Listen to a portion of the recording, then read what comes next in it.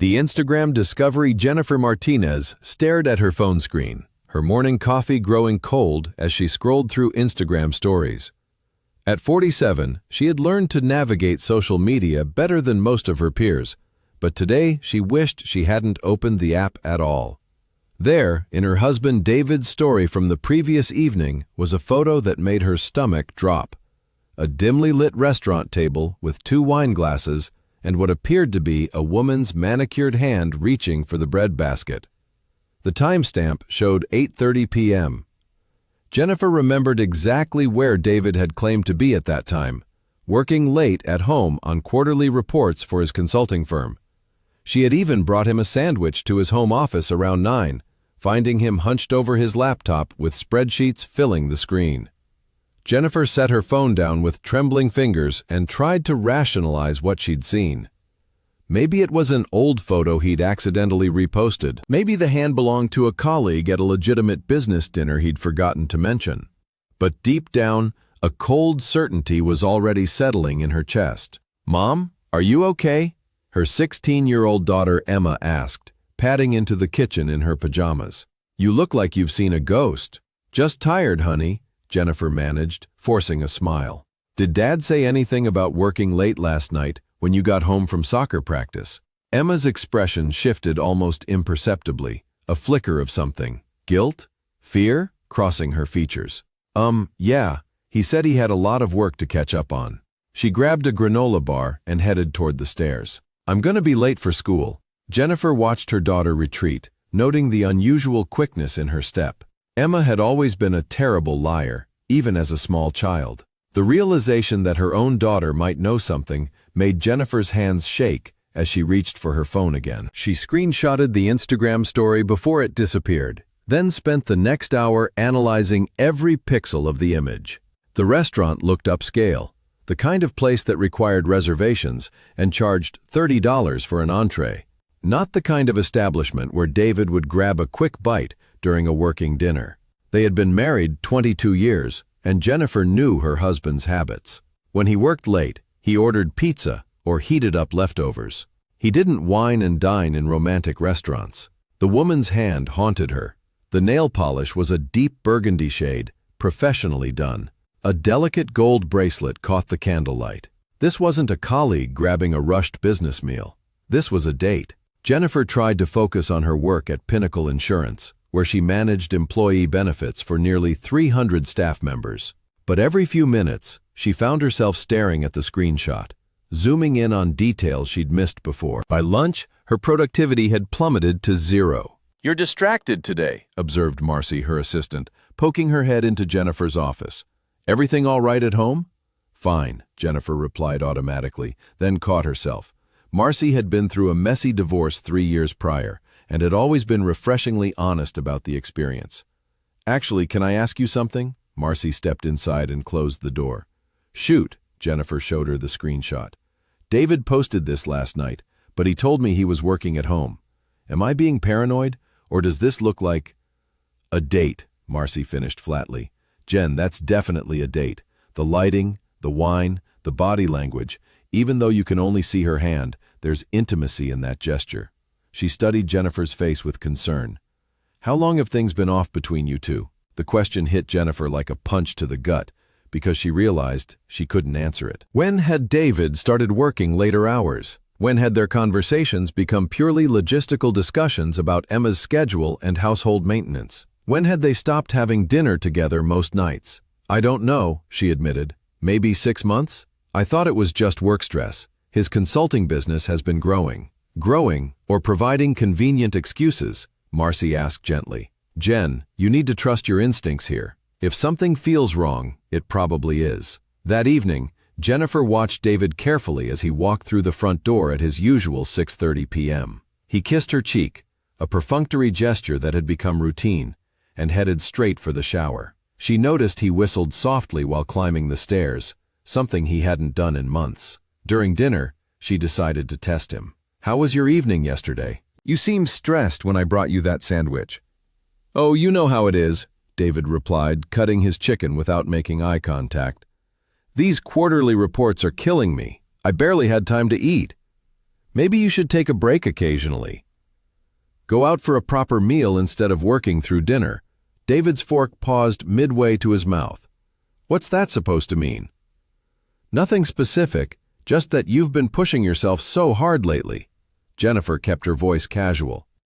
When was the last time we went out together? To that nice Italian place downtown, maybe? I don't remember, he said quickly. We should do that sometime soon. Jennifer nodded, filing away his nervous energy. She had worked in human resources long enough to recognize when someone was lying. The signs were all there.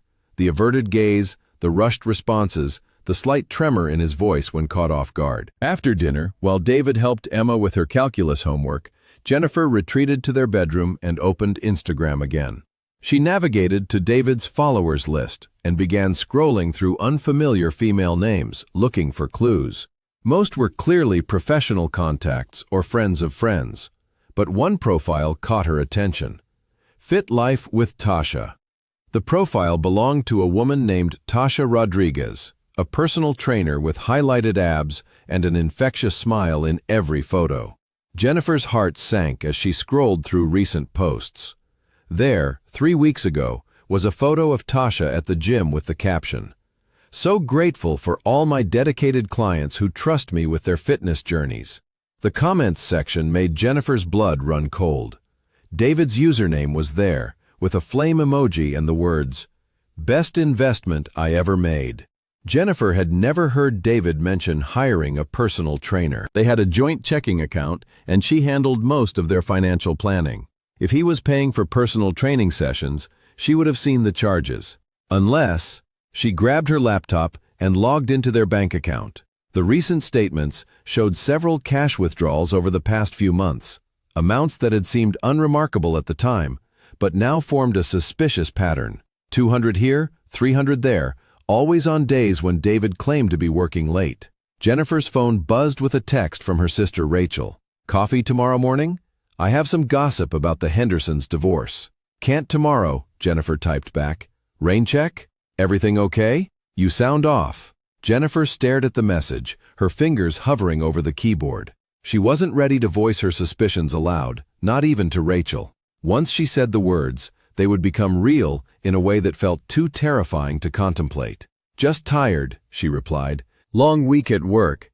The next morning, Jennifer woke before her alarm and found David's side of the bed empty. She could hear the shower running and smell coffee brewing downstairs. When she made it to the kitchen, David was already dressed in his workout clothes, expensive athletic wear she didn't remember him buying. "You're up early," she observed. "Meeting my trainer at 7, he said, avoiding her eyes as he grabbed his gym bag. "New schedule works better for both of us."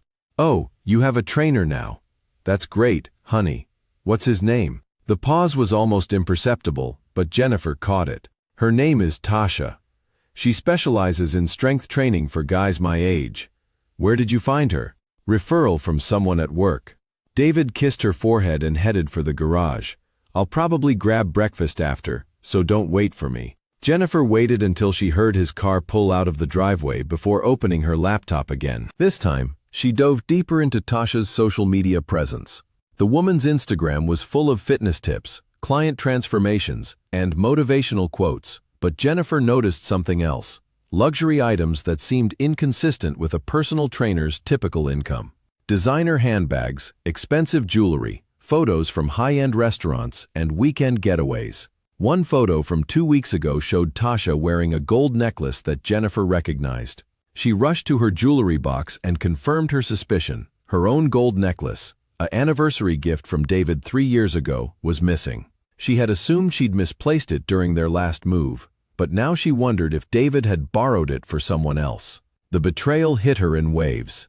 It wasn't just the affair, it was the systematic deception, the theft of her own jewelry, the casual lies told over family dinner. How long had this been going on?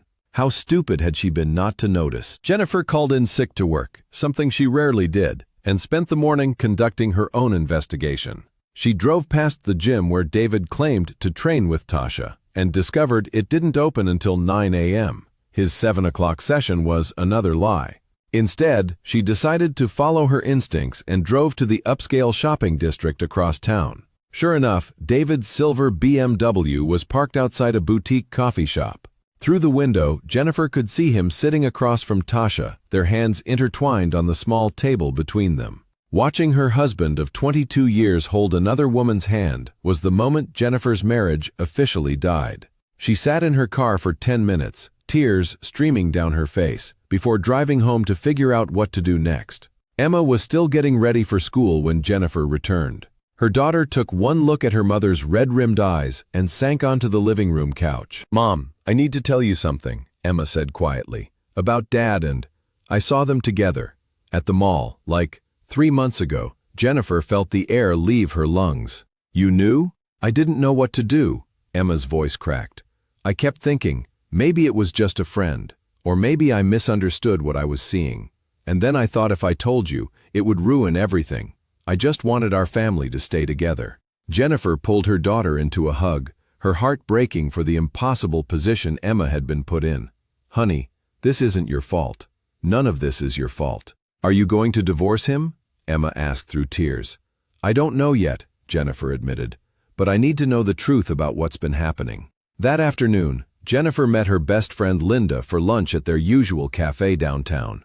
Linda Peterson had been her closest friend since college, and Jennifer trusted her judgment above anyone else's. But when Jennifer showed her the Instagram screenshot and explained what she'd discovered, Linda's reaction wasn't what she expected.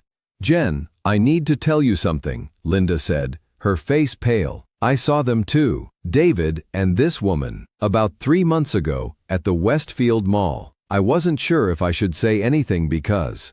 "Because what?" Jennifer's voice was sharper than she intended. "Because I didn't want to be the messenger who got shot," Linda admitted. "And honestly, I hoped I was wrong. Maybe it was innocent." Jennifer stared at her best friend, feeling another layer of betrayal settle over her. "You saw my husband with another woman, and said nothing for 3 months? I thought about it every day," Linda said defensively. "But what if I was wrong? What if I destroyed your marriage over nothing? So instead you let me continue living a lie." Jennifer stood up from the table. "I need some air." Walking through the mall where both her daughter and best friend had witnessed David's betrayal, Jennifer felt utterly alone. Everyone she trusted had kept this secret from her, leaving her to stumble upon the truth herself through social media. The humiliation was almost worse than the affair itself. That evening, Jennifer confronted David directly. She waited until Emma was at soccer practice, then showed him the screenshot from Instagram. "I know about Tasha," she said simply. David's face went through several expressions: surprise, fear, defiance, and, finally, resignation.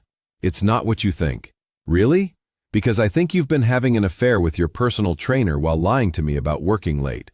I think you've been spending our money on dates and gifts for her. I think you gave her my anniversary necklace." David slumped into a chair, the fight going out of him. The necklace was a loan. She had this important event and needed something nice to wear.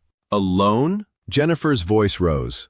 "David, listen to yourself. You're loaning my jewelry to your mistress?" "She's not my mistress," David protested. "It's more complicated than that." "Then explain it to me. Make me understand how this is complicated, instead of just plain cheating." David was quiet for a long moment. "I hired Tasha as a trainer 6 months ago, just for fitness, but she understood me in ways that you and I haven't connected in years. She made me feel young again, alive again. So you decided to start an affair." "It wasn't planned," David said. "It just happened. And yes, I know how that sounds, but it's true. We started talking about more than just workouts. She was going through a rough patch financially, and I wanted to help. With our money." "Yes, with our money," David admitted. "I know it was wrong, but I cared about her." Jennifer felt something cold settle in her chest. Past tense. "Cared?" "It's over now," David said quickly. "I ended it 2 weeks ago. I realized I was making a mistake and I wanted to focus on our marriage." 2 weeks ago? Jennifer pulled out her phone and showed him a photo she'd taken that morning at the coffee shop. "This was taken 6 hours ago, David. You were holding her hand." David stared at the photo, his face crumbling. "Okay, yes, I was saying goodbye, for real this time. I was telling her it was over. By holding her hand in a romantic cafe? It's complicated, Jen. She's been struggling, and I couldn't just cut her off completely. She needed emotional support during the transition. Jennifer looked at her husband, really looked at him, and saw a stranger. This man, who was more concerned about his mistress's emotional well-being than his wife's trust, was not the person she had married 22 years ago. "I want you to leave," she said quietly. "Jen, please, we can work through this. I'll go to counseling. I'll do whatever it takes. Leave tonight. I don't care where you go, but I need you out of this house while I figure out what comes next." David tried to argue, but something in Jennifer's expression stopped him. He packed a bag and left for his brother's house, promising to call in a few days to work things out. Jennifer spent the weekend alone with Emma, both of them processing the implosion of their family unit. Emma was angry at her father, but also frightened about what their future would look like. Jennifer tried to provide reassurance while grappling with her own fears about finances, custody arrangements, and starting over at 47. On Monday morning, Jennifer returned to work, but found it impossible to concentrate. The personal crisis had shattered her usual professional composure. During a benefits presentation to new employees, she lost her train of thought 3 times and ended up providing incorrect information about healthcare enrollment deadlines. Her supervisor, Margaret Chen, called her into the office after the meeting. "Jennifer, I need to address what happened in there. That presentation was unacceptable. Our new hires are depending on accurate information about their benefits." "I understand," Jennifer said. "I'm dealing with some personal issues right now, but I know that's not an excuse for poor performance." "What kind of personal issues? Are we talking about something that affects your ability to do your job?" Jennifer hesitated. Company policy discouraged sharing personal problems that might impact work performance, but she also knew Margaret valued honesty. "I'm going through a divorce. It's been difficult to focus." Margaret's expression softened slightly. "I'm sorry to hear that. Divorce is never easy." "But Jennifer, you've been with us for 8 years. Your work has always been exemplary. I need to know that you can maintain professional standards while dealing with personal challenges." "I can," Jennifer said, though she wasn't entirely sure it was true. "I just need a little time to adjust." "I'm going to give you 2 weeks to get back on track," Margaret said. "If I see continued performance issues after that, we'll need to discuss other options. I don't want to lose you, but I can't have incorrect information being distributed to employees." The warning felt like another blow to Jennifer's already fragile stability. She had always prided herself on her professional competence, and now even that was slipping away. That evening, David called to ask about coming home. "I've had time to think, Jen. I made a terrible mistake, but I love you. I love our family. Please give me a chance to make this right." "How?" Jennifer asked. "How do you make this right? You lied to me for months. You stole my jewelry. You spent our savings on another woman. How do you fix that?" "I'll pay back every penny," David promised, "and I'll cut all contact with Tasha. Completely. No more training. No more contact of any kind." "David, do you understand what you did to me? It's not just about the money. You made me feel like a fool in my own marriage. Our daughter knew about your affair before I did. My best friend saw you together and didn't tell me. I've been living a lie for months. I know, and I hate myself for that. But people make mistakes, Jen. Even big ones. Doesn't 22 years of marriage count for something?" Jennifer was quiet for a long moment. "I need more time to think." "How much time?" "I don't know. Right now, I can't even look at you without feeling sick." David sighed. "What do I tell Emma?" "Tell her the truth, that you made choices that hurt our family, and now we all have to deal with the consequences." The following weeks blurred together in a haze of practical decisions and emotional turmoil. Jennifer consulted with a divorce attorney, not an expensive one, just a competent lawyer who handled middle-class divorces. The consultation revealed that their financial situation was worse than she'd realized. David had withdrawn nearly $15,000 in cash over the past 6 months. Money that would be difficult to trace or recover. In Washington state, this is considered community property, the attorney explained. Even though he spent marital assets on his affair, you're both equally responsible for the debt and equally entitled to remaining assets. So I'm penalized for his cheating? Unfortunately, that's how no-fault divorce works. The court doesn't really care who did what, only how to divide assets fairly going forward. The prospect of splitting their modest savings and taking on half of David's affair-related debt felt like a second betrayal. Jennifer had always been careful with money, planning for Emma's college expenses and their retirement. Now those plans were in ruins. David continued pushing for reconciliation, showing up at the house uninvited and sending flowers to her office. His persistence felt more desperate than romantic, and Jennifer began to suspect his motives weren't entirely about love. The suspicion was confirmed when Emma mentioned a conversation she'd had with her father. "Dad asked me if I wanted him to come home. He said if you guys got divorced, we might have to sell the house and I'd have to change schools." Jennifer felt a surge of anger at David's manipulation. "Emma, we will figure out a way for you to stay in your school district, no matter what happens between your father and me. He shouldn't have put that pressure on you." "I know," Emma said, "but what if he's right? What if we can't afford to keep the house?" It was a legitimate concern. Jennifer's salary alone wouldn't cover the mortgage, utilities, and Emma's expenses. If David moved out permanently, Jennifer would need to find a roommate, downsize, or somehow increase her income significantly. The stress began affecting Jennifer's health. She lost 10 pounds in 3 weeks, developed insomnia, and found herself snapping at Emma over minor issues. At work, her performance improved slightly, but remained inconsistent. Margaret continued to monitor her closely, making Jennifer feel like she was walking on eggshells professionally as well as personally. 2 months after David moved out, Jennifer discovered something that changed everything. While cleaning out his home office to prepare for selling some furniture, she found a box of documents hidden behind old tax files. The papers revealed a side of David's life she'd never suspected. Among the documents were receipts for cash payments to something called Rodriguez Fitness Consulting, but the amounts were far larger than any personal training fees. $5,000 here, $8,000 there, totaling nearly $30,000 over the past year. There were also printouts of encrypted messages and what appeared to be client lists with code names instead of real names. Jennifer realized with growing horror that David's relationship with Tasha might not have been a simple affair. The financial records suggested something much more complex and potentially illegal. She confronted David the next day, demanding explanations for the large cash payments and mysterious client lists. His reaction was immediate panic rather than confusion, confirming her suspicions that there was more to the story. "I can explain," David said, but his face had gone pale. "Then explain. What is Rodriguez Fitness Consulting, and why were you paying them $30,000 a year?" David was quiet for a long moment. "Promise me you won't go to the police." "David, what did you do?" "It started as legitimate personal training," he said finally. "But Tasha, she had this business on the side. A way to help people manage their money more efficiently. Off the books."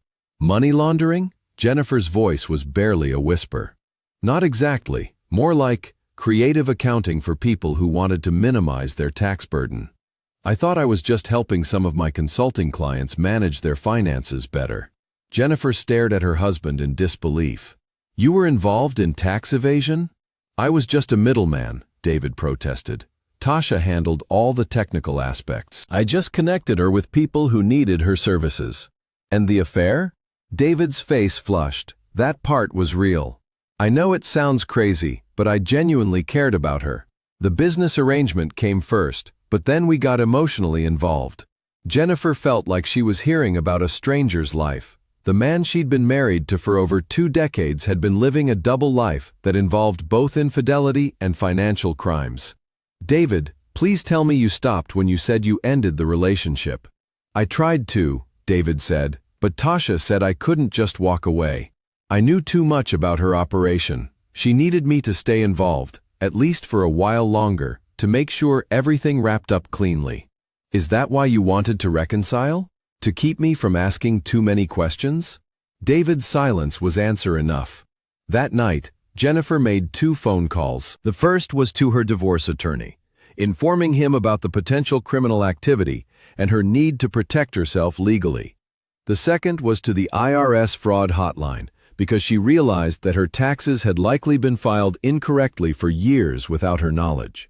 The investigation that followed moved quickly. Within 2 weeks, federal agents interviewed Jennifer extensively about David's activities and her knowledge of his business practices. She learned that Tasha Rodriguez had been under surveillance for months as part of a larger investigation into organized tax fraud. The revelation that David had been the unknowing target of a federal investigation explained many of his recent behaviors. His desire to reconcile wasn't about love. It was about maintaining the appearance of a stable marriage while potentially criminal charges were being prepared. 3 months after Jennifer had first seen that Instagram post, she was sitting in a courtroom watching David plead guilty to conspiracy to commit tax fraud. Tasha Rodriguez had already been arrested and charged with running a sophisticated money laundering operation that used personal training services as a front for illegal financial transactions. The personal training sessions had been meetings where David connected wealthy clients with Tasha's laundering services, taking a percentage of each transaction. The cash withdrawals Jennifer had discovered were David's payments to Tasha for her services, and the jewelry he'd given her was part of a systematic effort to build a romantic relationship that would ensure her loyalty and his silence. Emma took the news of her father's criminal charges harder than his infidelity. "I don't understand," she said through tears. "Dad always taught me to be honest. How could he do something illegal?" Jennifer struggled to answer her daughter's questions while processing her own disbelief. The man she'd married had evolved into someone she didn't recognize, someone capable of both betrayal and criminal behavior. The financial consequences of David's crimes were severe. As part of his plea agreement, he was required to pay significant restitution to the IRS, money that would come from their joint assets. The house would definitely have to be sold, and Jennifer's retirement savings were nearly wiped out. But there was also an unexpected sense of relief. For months, Jennifer had blamed herself for not being attentive enough to her marriage, for not noticing the signs of David's affair earlier. Learning that she'd been the victim of systematic deception by someone involved in criminal activity helped her understand that the situation had been far beyond her control. 4 months after that first Instagram post, Jennifer and Emma moved into a smaller apartment across town. Emma was able to stay in her school district by providing her father's address for enrollment purposes, though she would be living primarily with Jennifer. David was sentenced to 18 months in federal prison, followed by 3 years of probation. He would be required to find new employment upon his release, as his consulting business was permanently shut down. The affair with Tasha had been revealed in court as a manipulation tactic. Tasha had cultivated the romantic relationship to ensure David's cooperation and silence about her illegal activities. Jennifer's job performance gradually stabilized as the acute stress of the divorce proceedings ended. Margaret Chen commended her for handling an extraordinarily difficult personal situation while maintaining her professional responsibilities, and even gave her additional training opportunities to help rebuild her confidence. On a Saturday morning in late November, 6 months after discovering David's betrayal, Jennifer sat in her new apartment, drinking coffee and scrolling through social media. Her Instagram feed was full of updates from friends and colleagues, normal life continuing around her. Emma was at soccer practice, and Jennifer had the apartment to herself for a few hours. She found herself thinking about the woman she'd been 7 months ago, trusting, perhaps naive, focused on maintaining a stable family life above all else. That woman felt like a stranger now. Her phone buzzed with a text from Linda, who had been working hard to rebuild their friendship after her months of silence about David's affair. "Coffee later? I have news about the Henderson divorce you might find interesting." Jennifer smiled and typed back, "Sure. Fair warning though, I'm officially done with other people's drama. I've had enough excitement to last a lifetime." As she prepared to meet Linda, Jennifer reflected on the unexpected turns her life had taken. She was 47, starting over financially, and raising a teenager as a single mother. 6 months ago, that prospect would have terrified her. Now it felt like a chance to build something authentic, something based on truth rather than the comfortable lies that had defined her marriage. The Instagram post that had started everything was still saved in her phone's photo library. Sometimes she looked at it and marveled at how a single image could unravel an entire life. But increasingly, she viewed that moment not as the beginning of her problems, but as the end of living someone else's lie. Jennifer finished her coffee, grabbed her keys, and headed out to meet her friend. She had learned to trust her instincts again, to ask hard questions, and to demand honest answers. Whatever came next, she would face it with eyes wide open. The story that had begun with the devastating discovery of infidelity had evolved into something far more complex. A journey through deception, criminal activity, and ultimately, an unexpected kind of freedom. Jennifer Martinez had lost her marriage, her financial security, and many of her assumptions about the man she'd loved. But she had gained something equally valuable: the knowledge that she could survive the unthinkable and emerge stronger on the other side. As she drove through her neighborhood, Jennifer noticed details she'd missed before. The way morning light hit the mountains, the sound of children playing in nearby parks, the simple pleasure of making decisions based on her own values rather than maintaining someone else's secrets. The future was uncertain, but it was authentic.